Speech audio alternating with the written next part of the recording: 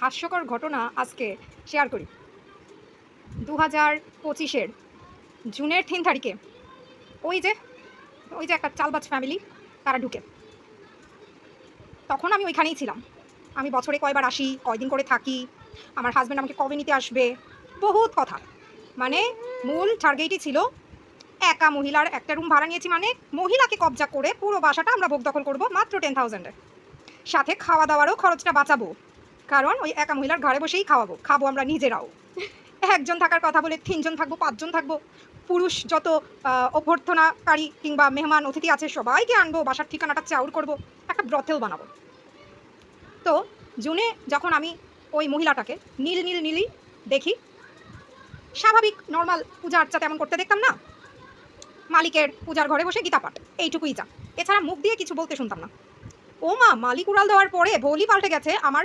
তাও আমি যখন হসপিটালাইজড ছিলাম, আমার বেবিগুলো যখন হয়নি ডেলিভারি, তার আগেও মানে কোনো এরকম কিছুই, এত বেশি ভক্তি কিছুই দেখি নাই গীতা পাঠ ছাড়া। যখন ডেলিভারি হওয়ার পর আমার বেবিগুলো এনআইসিউতে, তখন থেকে দেখছি ভোল পাল্টে গেছে।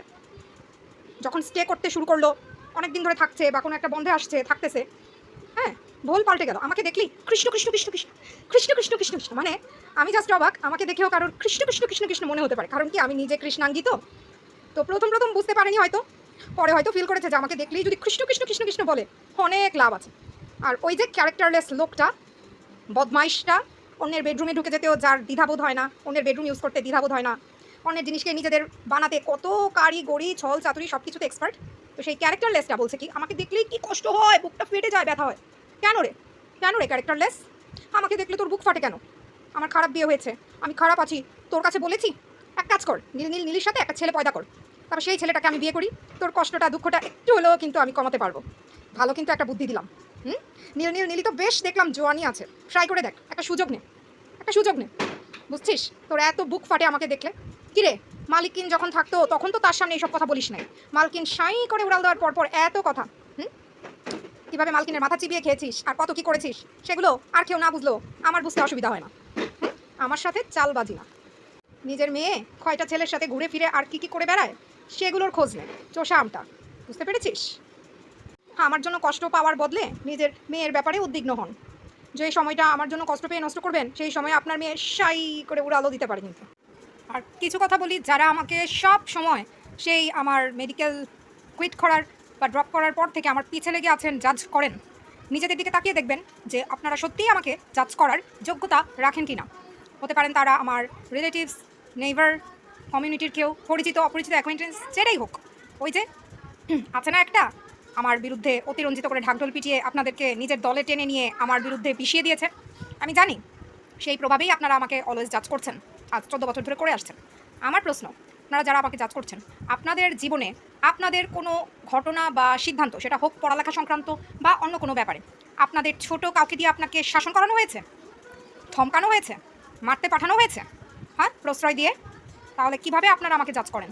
আমি কি ফেস করেছি, আমার সাথে কি ঘটেছে, সব কিছুই কি এতটাই ঠুনকো, মানে টাকা এতই বড় হয়ে যায়? হ্যাঁ, একটা বিগ অ্যামাউন্ট অফ মানি দিয়েও যখন আপনি একজনকে বাঁচাতে পারবেন না, তখন বুঝবেন যে টাকা কতটা তুচ্ছ। আর একটা নির্দিষ্ট স্পেসিফিক অ্যামাউন্ট অফ মানির জন্য কেউ পথেও বসে নাই, যে পথে বসে গেছে তাও না, শুধুই একটা হচ্ছে একটা রেশারেশি আমার বিরুদ্ধে, এবং নিজের ইচ্ছা মতো আমাকে না, নিজের ইচ্ছার টার্গেট ছিল আমাকে ওই কঠিন পথে ওই রকম কিছু একটা তৈরি করবে, সেটা না করতে পেরে আমার পিছনে এত কুকুর লেলানো হয়েছে, এবং তারাও একদম দায়িত্ব নিয়ে আমার পিছনে লেলিয়ে থেকেছে, এখনও পর্যন্ত অনেকে আছে। এতে আমার কিছুই আসে যায় না। এবং আমার বিয়ে বা এই সংক্রান্ত আমি তো বলেছি, একদিনে তো আর কিছু হয় নাই, অপেক্ষা করেছিলাম। কেউ যদি ভালো গতি করতো, সুপ্রাপ্তস্ত করে দিত, আমার তো কোনো না ছিল না। পাত্রপক্ষের সামনে গিয়ে বসেওছি, কয়বার বসাতে পেরেছেন? কয়জনের মুখ থেকে হ্যাঁ গিলিয়ে, গান্ডে পিণ্ডে গিলিয়েও তো হ্যাঁ বের করতে পারেনি। তখন চলে আসে ভাগ্য। তাহলে আমি যে মেডিকেল কমপ্লিট করতে পারলাম না, বা আমার বিভিন্ন প্রবলেমের কারণে এটা হয়নি, সেটা ভাগ্য মেনে নিতে এত অসুবিধা কিসের? নাকি কোনটাকে ভাগ্য মেনে নেবেন বা না নেবেন, সেটাও টাকা আর ক্ষমতার জোরে আপনারা নিজেরাই ডিসাইড করে নিতে পারেন। হ্যাঁ, এত ঈশ্বর আর বড় ভগবান আপনারা। হ্যাঁ, আপনাদের জীবনে পড়ালেখা এত বেশি প্রভাব রেখেছে যে এডুকেশনের জন্য আপনাদের পুরো জীবনটাকে ছাড়খাড় করে দেওয়া হয়েছে। এরকম কয়জনের আছে? হ্যাঁ, কেউ পড়ালেখা কমপ্লিট করছে, কেউ করে নাই, কিন্তু তাই বলে আপনাদের জীবনে এরকম হয় নাই যে আপনাদের চেয়ে বয়সে ছোট কাউকে দিয়ে এত সাহস আপনাদের বিরুদ্ধে লেলিয়ে রেখেছিল। নিজে লেলিয়ে থেকে পুরো সমাজের সমস্ত মানুষ, যারাই কেউ আমাকে বুঝতে চেষ্টা করেছে বা আমার মানে পক্ষে একটা কথা বলতে চেয়েছে, সবাইকে বিষিয়ে দিয়ে আমার চারপাশটাকে খালি করে দেওয়ার চেষ্টা হয়েছিল। এমনকি আমি যাকে বিয়ে করেছি তাকে পর্যন্ত হাতিয়ে নেওয়া হয়েছে। কয়জনের সাথে এমন হয়েছে? হ্যাঁ, পড়ালেখাটা আসলে জীবনের জন্য, পুরো জীবনটা কিন্তু পড়ালেখার জন্য না। আর যার পড়তে ভালো লাগে সে নিজে ডাক্তার হলেই তো হয়, হয়নি কেন? হ্যাঁ, এত বড় বড় স্বপ্ন আসে কোত্থেকে, আসে কোত্থেকে? ডাক্তারের ফ্যামিলিতে ডাক্তার হবে, দ্যাটস নর্মাল। কেউ যদি সেটা না পারে, আর কারোর যদি এত টাকা বিনিয়োগ করে টাকার রিস্ক হতে পারে, নষ্ট হতে পারে, এটা মানতে এতই অসুবিধা হয়, তাহলে ইনভেস্ট করতে বলেছিল কি? কেউ ঠ্যাঙ্গে ধরে বসেছিল? ঠ্যাঙ্গে ধরবে মাই ফুট? ঠ্যাঙ্গে ধরে বসেছিল নাকি? প্ল্যান বি কেন থাকে না? মানুষের জীবনে কত কিছু হয়, সবার সব কিছুতে প্ল্যান বি, ইভেন প্ল্যান সিও রাখতে হয় আজকাল। সেটা ছিল না কেন? এখনও আমাকে কেন পচানো হয়? সবার দৃষ্টিতে পচানো হয়টা কেন? আর আমার কর্মকাণ্ডের জন্য নাকি আমার সো কল্ড ফ্যামিলি আর বাবার দিকের বা অন্য কারো দিকের এত নাকি অসম্মান হচ্ছে। সেই অসম্মানটা নিয়ে যাদের এত চিন্তা তাদেরকে একটু প্রশ্ন করি যে আপনি নিজের পরিবারের সম্মান কতটুকু উপরে উঠাতে পেরেছেন? হ্যাঁ, আগে আপনার নিজের পরিবারের সম্মানটাকে, রেপুটেশনটাকে টার্নিশ করেছেন, মানে হ্যাঁ টার্নিশ বুঝেন তো, ধ্বংস করেছেন। করে এখন বুঝতে পারছেন যে আপনি ভুল করেছেন, আপনার অনুশোচনা হচ্ছে। তো আপনাকে কে বললো যে আমাকে যা কিছু করতে এই যে আমি বাধ্য হচ্ছি, যেই অ্যাকশনের যেই রিয়াকশনটা আমি দেখাচ্ছি সেটার জন্য আমার ভিতরে কোনো অনুশোচনা কখনো হবে না? আপনার যেমন আপনার পরিবারের মান ইজ্জতটা ধ্বংস করার পর অনুশোচনা হচ্ছে, আমাকেও একটু করতে দেন, মানুষজনকে সবাইকে জানতে দেন। মানুষ তো জানে না আমার সাথে কী কী ঘটনা ঘটেছে, মানুষ তার থেকে শুনেছে, এবং সেই শোনার মূল সোর্সটা হচ্ছে এমন একজন যে অলওয়েজ আমার বিরুদ্ধে এবং টাকার যন্ত্রণার শোক এখনো ভুলতে পারছে না। হ্যাঁ, আমার বাপের দিকের ফ্যামিলির মানুষের এত চিন্তা, আপনাদের এত চিন্তা আসে কোত্থেকে? হ্যাঁ, আপনারা একটু আপনাদের চারপাশে চোখ ঘুরিয়ে দেখেন তো। কেউ কারোর জ্যাঠা কাকা বাপ কাকার সমতুল্য ব্যবসার থেকে চুরি করে ভেগে যাচ্ছে, গা ঢাকা দিচ্ছে। হ্যাঁ, কেউ বয়ফ্রেন্ডের সাথে একদম বিয়ে শাদী মন্দিরে সিঁদুর করে টুমিয়েও হ্যাঁ, কেউ পরীক্ষায় ফেল করতেছে। আমি তো আমার জীবনে এইচএসসি পর্যন্ত একাডেমিক রেজাল্টে কেউ আমাকে ফেল টু বলতে পারবে সেরকম সাহসই নাই। আমার বুড়ো আঙ্গুলের পরে আঙ্গুলের নখের কাছে আসারও যোগ্যতা নাই এডুকেশনাল সাইড থেকে। আর আমি ফেল করেও মেডিকেল থেকে ড্রপ আউট হই নাই, ঠিক আছে? এখনও খোঁজ নিলে জানতে পারবেন যে আমার রেজাল্ট কতটা পোটেনশিয়াল ছিল। তো সেগুলো নিয়ে আমি কথা বলতে চাই না, because I wanted to leave that track. এবং এটার জন্য আমি এখনও রিগ্রেট করি না। অনেকে ভাবছেন 10, 12, 20 বছর পর আমি নাকি ডাক্তার না হতে পারার শোকে, ডাক্তারি ছেড়ে দেওয়ার যে একটা ডিসিশনের শোকে আমি নাকি একদম খুব পস্তাবো। জি না, জীবনে কখনোই আমি মেডিকেল ছাড়ার জন্য পস্তাবো না, ঠিক আছে? ফেল করে মেডিকেল আমি ছাড়ি নাই।